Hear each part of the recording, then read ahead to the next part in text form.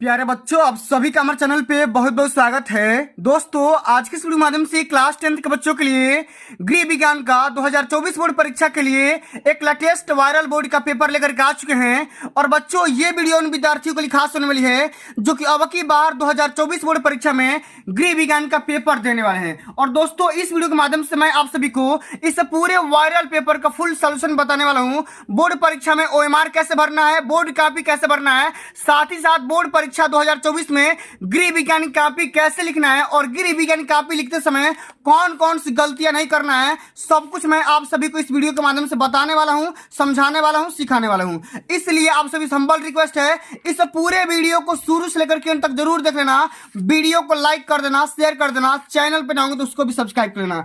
आइए बच्चों, इस पूरे वीडियो के माध्यम से मैं आप सभी को इस पूरा सोल्यूशन में बताऊंगा इस पूरे पेपर का, जो कि अब की बार 2024 बोर्ड परीक्षा में सीधा सीधा यही पेपर छपने वाला है। बिल्कुल यही पेपर आएगा, इससे बाहर एक भी प्रश्न नहीं आएगा, इस बात की फुल गारंटी है, ठीक ना। तो बच्चों, सबसे पहले समझ लेते हैं कि पेपर का पैटर्न क्या रहने वाला है। तो बिल्कुल ऐसा ही पेपर आप सभी को 2024 बोर्ड परीक्षा में देखने को मिल जाएगा। कुल यहाँ पे समय रहेगा 3 घंटा 15 मिनट, 70 नंबर यहाँ पे पूर्णांक दिया रहेगा। इस बात को ध्यान में रखना है, ठीक ना। यहाँ पे नोट लिखा गया बच्चा कि प्रारंभ के 15 मिनट परीक्षार्थियों को प्रश्न पत्र पढ़ने के लिए निर्धारित है। सभी प्रश्न हल करना अनिवार्य है, एक भी पेपर को छोड़ना नहीं है, एक भी क्वेश्चन को छोड़ना नहीं है। सारे के सारे क्वेश्चन को यहाँ पे अटेम्प्ट करेंगे। और बच्चों, इस वीडियो के माध्यम से मैं आप सभी को पूरा तरीका बताऊंगा ना कि बोर्ड के पेपर में 70 में 70 स्कोर कर जाओगे। कितना? 70 में 70 स्कोर कर जाओगे, इस बात की फुल गारंटी ले सकता हूँ, ठीक ना। आइए बच्चों, अगला हमारा निर्देश दिया गया है कि इस प्रश्न पत्र में 2 खंड दिया गया है, खंड अ और खंड ब। खंड अ के जो भी क्वेश्चन रहेंगे 20 MCQ रहेंगे, जिनको OMR आंसर शीट पर हल करना होगा।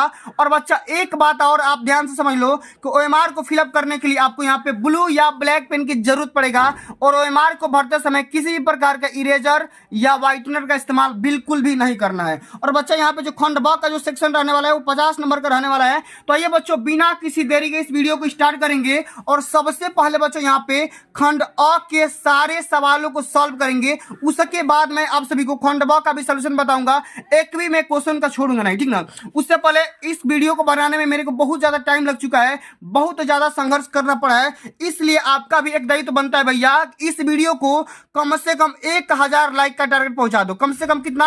1000 लाइक का टारगेट पहुंचा दो। और बच्चों, इस वीडियो को उन विद्यार्थियों के पास शेयर कर दो जो कि अब की बार 2024 बोर्ड परीक्षा में होम साइंस का पेपर देने वाला है, ठीक ना।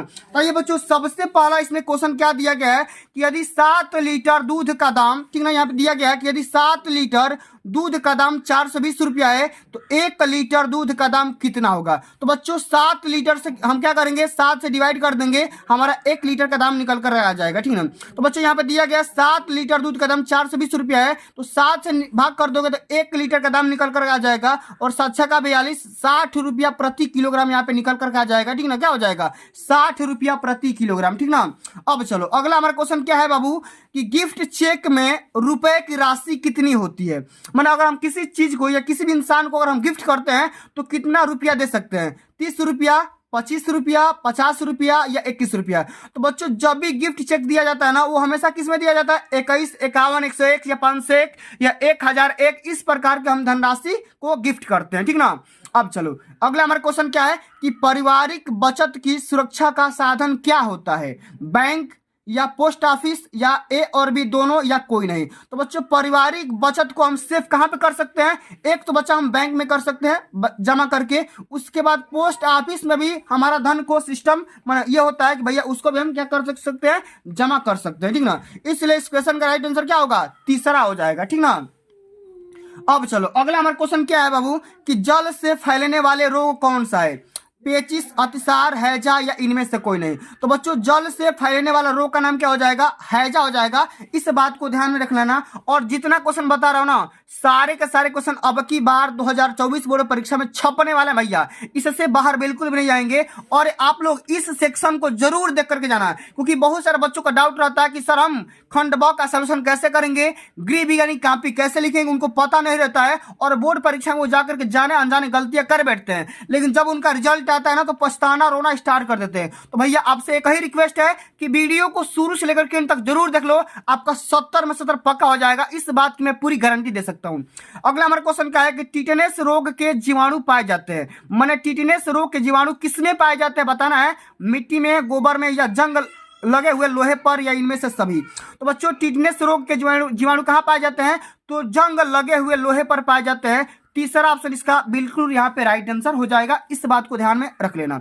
अगला हमारा क्वेश्चन क्या है, बहुत ही सिंपल सा क्वेश्चन है और कई बार पेपर में पूछा भी जा चुका है कि जल का रासायनिक सूत्र क्या होता है, H2O2, H2O या O2 या HO। तो बच्चा जल का केमिकल फार्मूला क्या होता है, H2O होता है। क्या होता है, H2O होता है। ऑप्शन नंबर यहाँ पे सेकंड बिल्कुल यहाँ पे राइट आंसर हो जाएगा, इस बात को ध्यान में रख लेना आप लोग, भैया कई बार पूछा जा चुका है।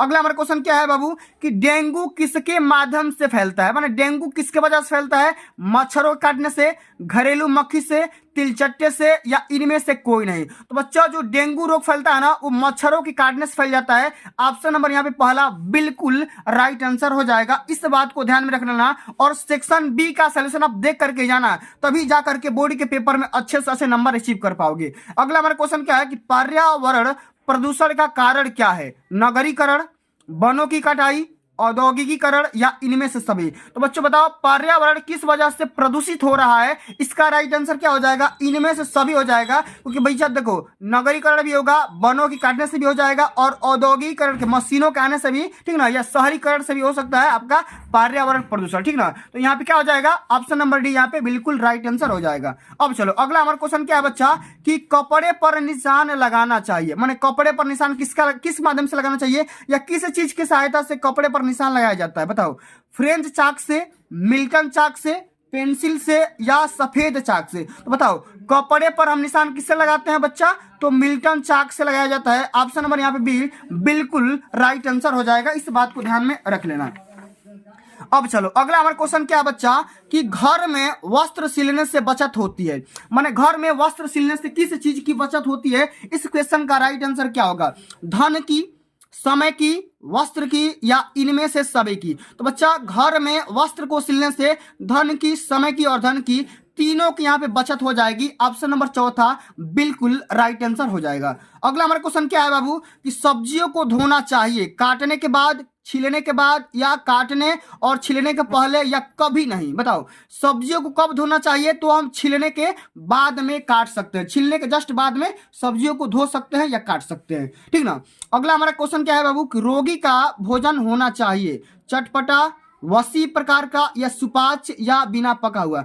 तो रोगी का भोजन किस प्रकार का होना चाहिए बच्चा, तो सुपाच्य होना चाहिए, पचने वाला होना चाहिए, ठीक ना। ऑप्शन नंबर यहाँ पे तीसरा बिल्कुल राइट आंसर हो जाएगा। अगला हमारा क्वेश्चन क्या है बच्चा कि भोजन पकाने में किसका प्रयोग हानिकारक माना जाता है, पानी का, सोडा का, नमक का, या चीनी का।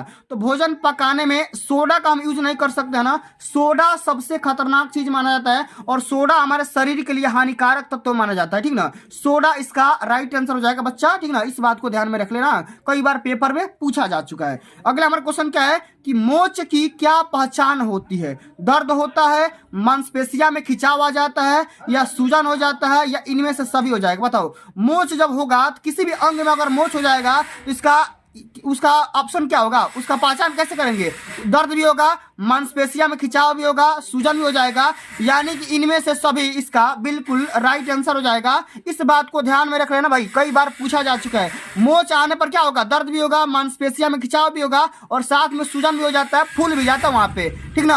अब अगला हमारा क्वेश्चन क्या है कि श्वसन प्रक्रिया में रक्त का शुद्धिकरण किस गैस के वजह से होता है, ठीक ना। बताओ श्वसन प्रक्रिया में रक्त का शुद्धिकरण किस गैस के द्वारा होता है, कार्बन डाइऑक्साइड, नाइट्रोजन, ऑक्सीजन, या हाइड्रोजन। बताओ तो श्वसन प्रक्रिया में ऑक्सीजन काम ज्यादा करता है, क्योंकि भैया हम ऑक्सीजन को लेते हैं और CO2 को छोड़ते हैं, ठीक ना। ऑक्सीजन को हम लेंगे और CO2 को बाहर कर देंगे, ठीक ना।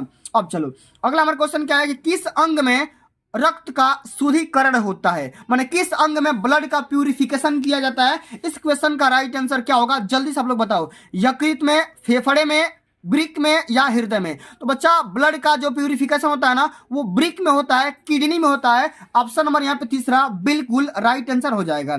अब चलो अगला हमारा क्वेश्चन क्या है बच्चा, अस्थिभंग में मांसपेशियों में क्या होता है? अस्थिभंग मतलब जब हड्डियों में दरार आ जाता है या क्रैक हो जाता है या हड्डियां टूट जाती है, उसी को हम बोलते हैं अस्थिभंजन या अस्थिभंग बोलते हैं। जब अस्थिभंजन का प्रोसेस होता है या जो भी तनाव होता है, इसमें मांसपेशियों में क्या होता है? सूजन होता है कि दर्द होता है कि अंग निष्क्रिय हो जाता है, इनमें से सभी हो जाएगा। तो बच्चा अस्थिभंजन के कंडीशन में मांसपेशियों में सूजन भी हो जाएगा, दर्द भी होता है और अंग जो होता है अपना काम करना बंद कर देता है। इसलिए इस क्वेश्चन का राइट आंसर क्या हो जाएगा? ऑप्शन नंबर यहाँ पे डी बिल्कुल करेक्ट आंसर हो जाएगा। अब चलो अगला हमारा क्वेश्चन क्या है? एक स्वस्थ व्यक्ति की हृदय गति प्रति मिनट कितनी होती है? एक मिनट में किसी भी इंसान का हार्ट जो होगा कितना बार धड़कता है, कितना बार पंपिंग करता है? इस क्वेश्चन का राइट आंसर बताओ जल्दी से। 92 से 96 बार, 67 से 70 बार, 90 से 100 बार या 72 से लेकर के 80 बार? तो बच्चा 72 से लेकर के 80 बार इसका राइट आंसर हो जाएगा, क्योंकि बच्चा जो हार्ट का होता है ना, हार्ट एक मिनट में कम से कम 72 बार और अधिक से अधिक 80 बार धड़क सकता है, ठीक ना। अब चलो अगला हमारा क्वेश्चन क्या है बच्चा कि थर्मामीटर से ज्ञात करते हैं नाड़ी की गति, श्वास की गति, रक्तदाब या शरीर का तापमान? तो थर्मामीटर से बताओ किस चीज का हम कैलकुलेट करते हैं? तो शरीर का टेम्परेचर मापते हैं। क्या करते हैं? शरीर का टेम्परेचर को सेंस किया जाता है। ऑप्शन नंबर यहाँ पे डी बिल्कुल करेक्ट आंसर हो जाएगा, ठीक ना। अगला हमारा क्वेश्चन क्या बच्चा कि मानव शरीर में पसलियों की संख्या कितनी होती है? 20, 22, 24 या 28? तो बताओ मानव शरीर में पसलियों की कुल कितनी संख्या होती है बच्चा? तो कुल मिलाकर के 12 जोड़ी होती है और ये 24 होती है। कितना होता है? 24 होती है। तो मानव शरीर में पसलियों की संख्या कितनी हो जाएगी? 24 इसका बिल्कुल राइट आंसर हो जाएगा। अब चलिए बच्चों हम यहाँ पे आगे बढ़ेंगे खंड ब की तरफ, जो कि बोर्ड परीक्षा के पेपर में सीधे सीधे 50 नंबर का पूछा जाता है। कितने नंबर का?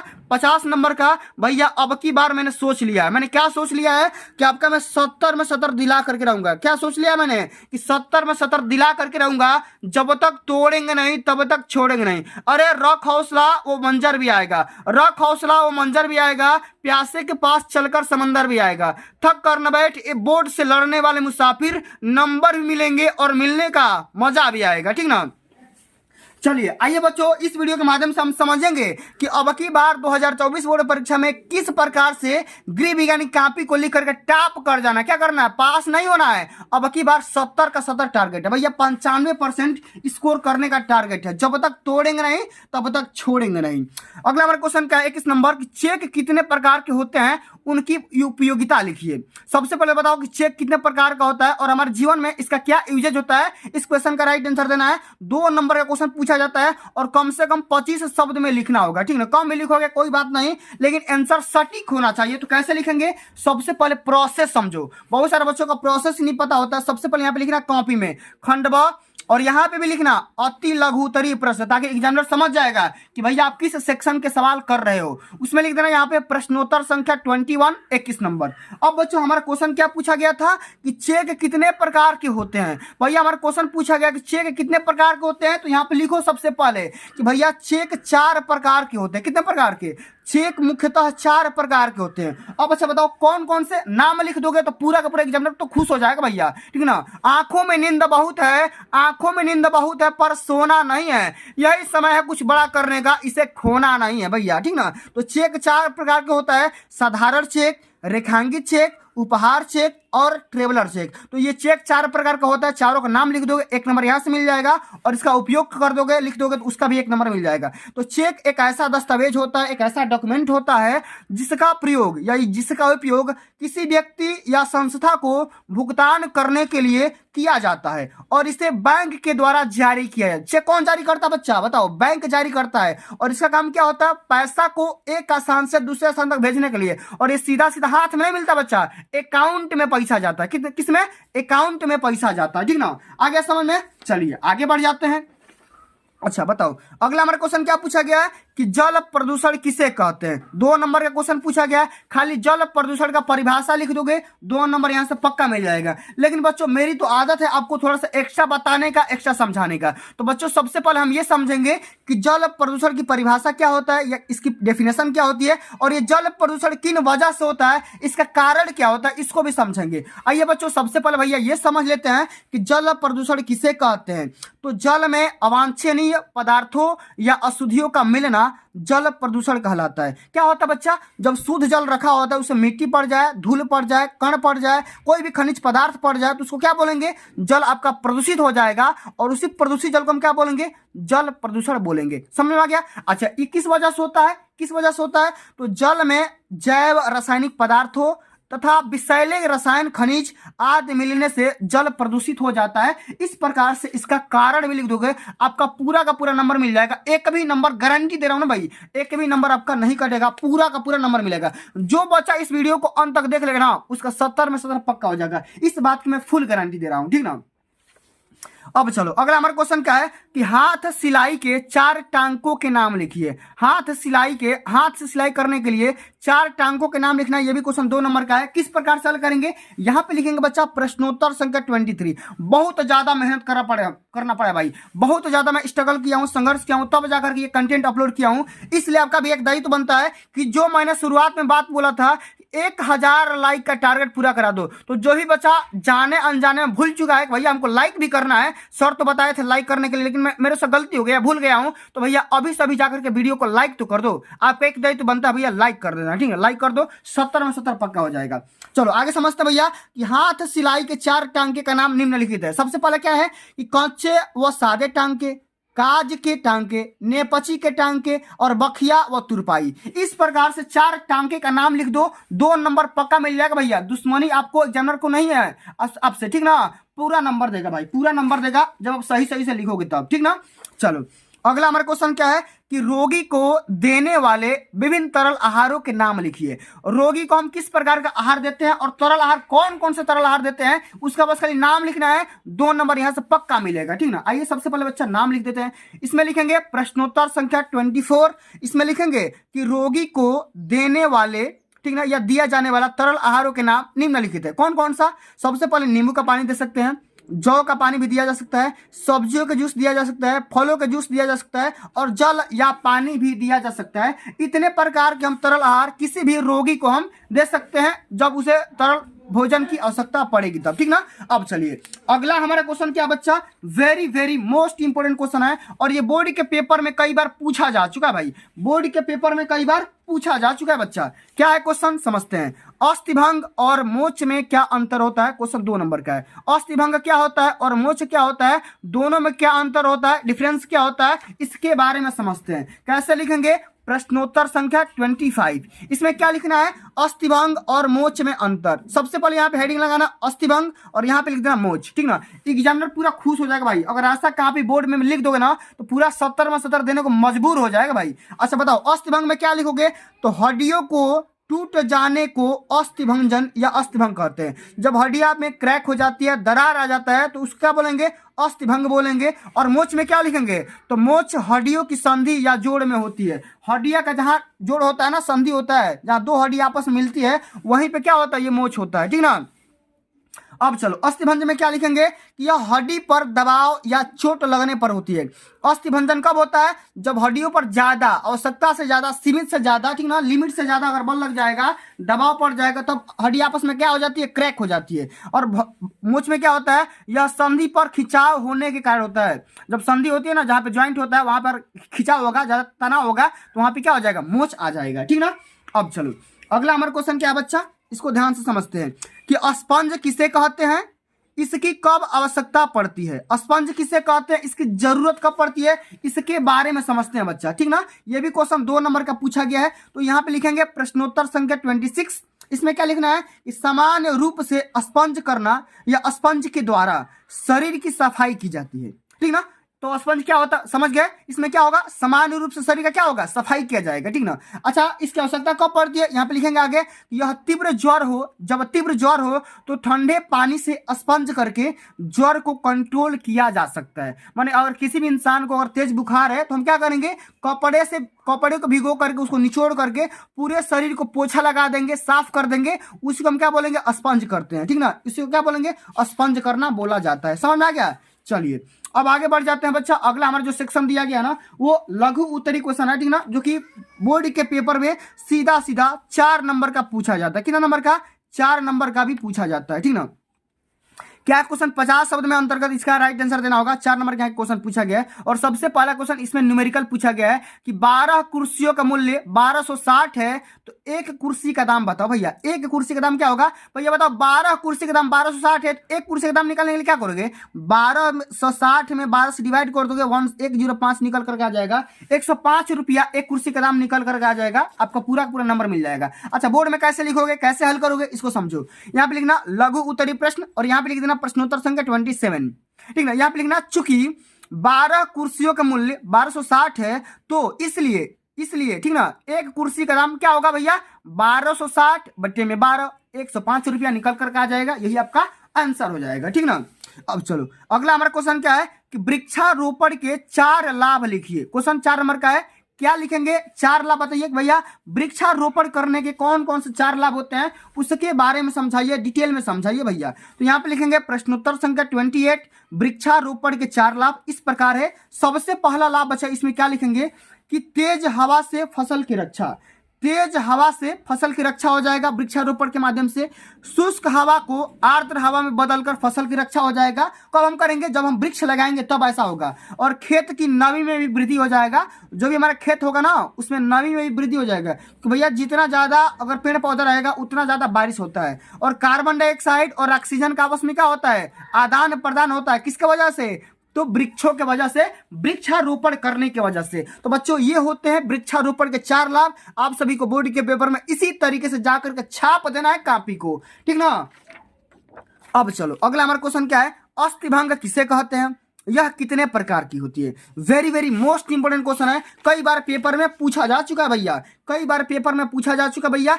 अस्थिभंग क्या होता है, कितने प्रकार की होती है, ठीक ना। इसमें क्या लिखेंगे, प्रश्नोत्तर संख्या 29। सबसे पहले आप आओ हेडिंग लगाओ कि अस्थिभंजन या अस्थिभंग क्या होता है। तो किसी भी अस्थि के टूटने या उसमें दरार पड़ने को अस्थिभंग कहते हैं। किसी अस्थि के टूटने या उसमें दरार पड़ने को अस्थिभंग कहते हैं। हड्डियों पर एक सीमा से अधिक बल या झटका लगने के कारण अस्थिभंग हो जाता है। इसका क्या कारण होता है भैया कि जब हड्डियां होती है ना एक सीमित होती है, एक सीमा होता है, उस सीमा से ज्यादा अगर बल लगेगा या झटका लगेगा तो हड्डियां क्या हो जाएगा, क्रैक हो जाएगी, अस्थिभंग हो जाएगा। अच्छा, कितने प्रकार की होती है, अस्थिभंग के प्रकार इसमें क्या लिखेंगे, बंद या खुला फ्रैक्चर, ग्रीन स्टिक फ्रैक्चर, बारीक रेखा सा फ्रैक्चर। तो इतने प्रकार के फ्रैक्चर होते हैं, अस्थिभंग के प्रकार होते हैं। आसानी से लिख दोगे, 4 नंबर पक्का यहां से मिल जाएगा, ठीक ना। अब चलो अगला हमारा क्वेश्चन क्या है बच्चा, अगला क्वेश्चन हमारा क्या है, ध्यान से समझो। यहाँ पे देखो अगला हमारा क्वेश्चन ये है बाबू कि पर्यावरण संरक्षण के 4 उपाय लिखिए। 4 नंबर का क्वेश्चन है, ठीक ना। 1 उपाय लिखोगे 1 नंबर, 2 उपाय लिखोगे 2 नंबर, 3 उपाय लिखोगे 3 नंबर और 4 उपाय लिख दोगे तो 4 नंबर पूरा नंबर मिल जाएगा, ठीक ना। तो पर्यावरण संरक्षण करने के 4 उपाय क्या होते हैं, यहाँ पे लिखेंगे प्रश्नोत्तर संख्या 30। इसमें क्या लिखेंगे, हेडिंग लगाना है आपको कि पर्यावरण संरक्षण के 4 उपाय। अच्छा, 4 उपाय कौन कौन से हो सकते हैं। सबसे पहले तो बच्चों हम कम जुताई करेंगे, जितना कम हो सके उतना कम जुताई करेंगे। उसके बाद भूमि संरक्षण वाली फसलें उगाएंगे, ठीक ना। भूमि संरक्षण, ऐसी फसलें उगाएंगे जो कि जमीन को ज्यादा नुकसान ना पहुंचाए। और चराई प्रबंधन में सुधार करेंगे और कृषि वानिकी का अधिक से अधिक उपयोग करेंगे। कृषि वानिकी का सबसे ज्यादा यूज हो, जितना हो सके ना उतना यूज करेंगे। इसके वजह से क्या होगा, हमारा पर्यावरण इंप्रूव होगा। संरक्षण के 4 उपाय हो सकते हैं, ठीक ना। अब चलो अगला हमारा क्वेश्चन क्या है बच्चा, यहाँ पे ध्यान दो। अगला हमारा क्वेश्चन क्या है, 31 नंबर क्वेश्चन। इसको जरा ध्यान से समझिएगा, ये भी बोर्ड के पेपर में 4 नंबर में पूछा गया है कि भोजन पकाने के कोई 2 उद्देश्य लिखिए। ये भी क्वेश्चन कितना नंबर का है, 4 नंबर का है, ठीक ना। भोजन पका, हम माने भोजन क्यों पकाते हैं भाई, क्यों हम भोजन पका करके खाते हैं, इसका राइट आंसर क्या होगा जल्दी से बता दो। तो भोजन पकाने के मुख्य उद्देश्य, और यहाँ पर हेडिंग लगा देना, ठीक ना। तो भोजन पकाने कौन कौन से मुख्य उद्देश्य होते हैं, 4। यहाँ पे 2 उद्देश्य के बारे में लिखा गया है, मैं आपको 4 उद्देश्य बताऊंगा। कितना, 4 उद्देश्य बताऊंगा। पेपर में तो 2 ही उद्देश्य पूछा गया, ठीक ना। सबसे पहला उद्देश्य क्या है कि भोज्य पदार्थों का सुपाच्य बनाना। हम भोजन इसलिए बनाते हैं, पकाते हैं, ताकि जो भी हम खाना खाएं आसानी से पाचन हो सके उसका। उसके बाद क्या लिखेंगे कि आहार को अधिकाधिक स्वादिष्ट बनाना। जो भी हम खाना खाते हैं सबसे ज्यादा क्या सोचते हैं कि डिलीशियस ज्यादा बनाएंगे, स्वादिष्ट में ज्यादा बनाएंगे, ठीक ना। उसके बाद आकर्षक बनाना, आहार का संरक्षण करना। ये 4 उपाय होते हैं जो कि मुख्य उद्देश्य होते हैं। इस प्रकार से हम भोजन को पकाते हैं और यही हमारा रीजन भी होता है। आगे समझ में। अब चलो अगला हमारा क्वेश्चन क्या है बच्चा, अगला हमारा जो क्वेश्चन यहाँ पे न्यूमेरिकल पूछा गया है और दोनों सेक्शन में क्या पूछा गया, न्यूमेरिकल ही पूछा गया है। एक विद्यालय में 1000 विद्यार्थी हैं, 40% विज्ञान के हैं तथा शेष साहित्य वर्ग के हैं अब जो क्वेश्चन हमारा पूछ रहा है कि दोनों वर्गों में विद्यार्थियों की अलग अलग संख्या बताइए। कई बार पूछा जा चुका है। अच्छा, इस क्वेश्चन को हम कैसे हल करेंगे जरा आप लोग ध्यान से समझिएगा। इस क्वेश्चन को कैसे किया जाएगा जरा आप लोग ध्यान से समझिएगा। यहाँ पे देखो बच्चा, क्वेश्चन क्या पूछा गया है, एक विद्यालय में 1000 विद्यार्थी है, ठीक ना, कितना, तो यहाँ पे सबसे पहले कौन सा क्वेश्चन है, क्वेश्चन नंबर 32, ठीक ना। अच्छा, यहाँ पे आप क्या लिखेंगे, कुल विद्यार्थियों की संख्या। सबसे पहले आओ इसी प्रकार से आप सभी को लिखना पड़ेगा पेपर में। कुल विद्यार्थी कितना है बच्चा, 1000 है, ठीक ना, 1000, ठीक ना। और यहाँ पे क्वेश्चन में दिया है कि 40% विज्ञान के हैं। विज्ञान के कितने हैं भैया, बता दो, विज्ञान के कितने हैं, 40%, ठीक ना। अच्छा ये बताओ, जब विज्ञान के 40% है तो यहाँ पे किसका पूछा गया है, ठीक ना, यहाँ पे। अच्छा ये बताओ, साहित्य के कितने हो जाएंगे, साहित्य के कितने हो जाएंगे, पहले परसेंटेज में बताओ, साहित्य के कितने हो जाएंगे, तो 100% में से 40% माइनस कर दोगे तो कितना निकल कर आ जाएगा, 60% तो साहित्य के हो जाएंगे। अब चलो बारी बारी से निकाल लेते हैं भैया। अगर आपको विज्ञान में कुल संख्या बताना है ना, विज्ञान वाले छात्र बताना है, ठीक ना, विज्ञान वाले छात्र अगर बताएंगे, ठीक ना, विज्ञान के छात्र। अच्छा बताओ, विज्ञान के छात्र निकालने के लिए 1000 का 40% निकाल दो भैया। 1000 का 1000 गुणे 40, परसेंटेज मतलब क्या होता है, बटे में 100, 2 जीरो से 2 जीरो कैंसिल आउट, तो भैया ये तो 400 हो गए। 400 तो क्या होगा, विज्ञान के। इसी प्रकार से साहित्य के छात्र निकाल दो, इसी प्रकार से साहित्य के छात्र निकाल दो, साहित्य के छात्र निकाल दो। साहित्य के छात्र 1000 का कितना परसेंट, 60% निकाल दो, तो क्या हो जाएगा, 1000 गुणे 60 और बट्टे में 100, तो 2 जीरो से 2 जीरो कैंसिल आउट, ये क्या हो जाएगा भैया, 60, यानी कि 600 आंसर हो जाएगा। तो भैया बताओ, विज्ञान के 400 और साहित्य के 600, यहाँ पे राइट आंसर निकल कर क्या जाएगा। इस प्रकार से बोर्ड परीक्षा के पेपर में आपको न्यूमेरिकल को सॉल्व करना है, ठीक ना। अब चलो अगला हमारा क्वेश्चन क्या है, एक गाय 5000 रुपये में खरीद कर 4000 रुपये में बेच दिया गया, ठीक ना, तो हानि या लाभ प्रतिशत बताइए, ठीक ना। इसका हानि या लाभ परसेंटेज क्या होगा, इस क्वेश्चन का राइट आंसर क्या होगा, जरा ध्यान से समझिएगा। तो चलो भाई, इस क्वेश्चन को भी मैं बता दे रहा हूँ। मैं बोला था ना कि मैं एक भी क्वेश्चन को मैं छोड़ूंगा नहीं भाई, पूरा क्वेश्चन बताऊंगा। बताओ सबसे पहले बताओ, इसमें क्रय मूल्य क्या है, ये अथवा वाला क्वेश्चन है, क्या है, अथवा वाला क्वेश्चन है, ठीक ना। सबसे पहले बताओ कि गाय का क्रय मूल्य कितना है, क्रय मूल्य कितना है बच्चा, 5000 है, कितना है, 5000 रुपया है, ठीक ना। और विक्रय मूल्य कितना है बच्चा, विक्रय मूल्य कितना है बच्चा, बता दो, 4000 रुपया में बेच दिया गया, ठीक ना।